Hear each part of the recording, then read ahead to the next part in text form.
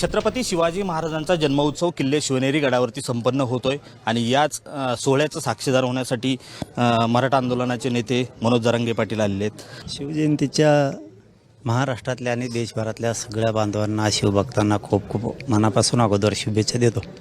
हे जे राज्यकर्ते आहेत काय आणखीन ते अरबी समुद्रात छत्रपती शिवरायांचा पुतळा झाला नाही आणि इथे येऊन आरत्या करतात। कायला करता आरत्या? इथं राज्यातले शेतकरी फाशी घ्यायला लागले, त्यांची कर्जमाफी करणं आहे ना, पण एक दिवस चांगला उगणार आहे। शिवनेरी गडावरून सांगतो, गोरगरीब शेतकऱ्यांचा गोरगरीब जनतेचा चांगला दिवस उगणार म्हणजे उगणार। बघा तुम्ही आज राज्यकर्त्यांकडून काय अपेक्षा आहे? त्यांच्याकडून कवाच अपेक्षा नाही, त्यांना नुसते एकदा रट्टे द्यायला पाहिजे सगळ्यांनी, एवढीच एक अपेक्षा आहे। सगळ्यांनी एकदा गावात आले, शहरात आले, नुसते गोट्याने आणले पाहिजेत, काहीच कामाचे नाही। तो आरोप करणार एकामेकात त्यांच्यातच निवडणुका मारून नेणार।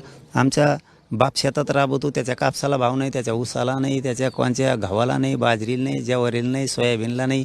जे दादांचं झालं ते वाईट झालं, खरं काय खोटं काय त्यांच्या परिवाराला माहिती आहे। एक माणूस घडायला किती वेळ लागतो, माणसाला गेल्याच्या नंतर कळते माणसाची किंमत। एक माणूस घडवण्यासाठी खूप वेळ लागतो, झालं मात्र ते खूप वाईट झालं, अति वाईट झालं। नाही आता ते त्यांच्या परिवाराचा विषय, त्यांना जर शंका येत असेल तर चौकशी झाली पाहिजे।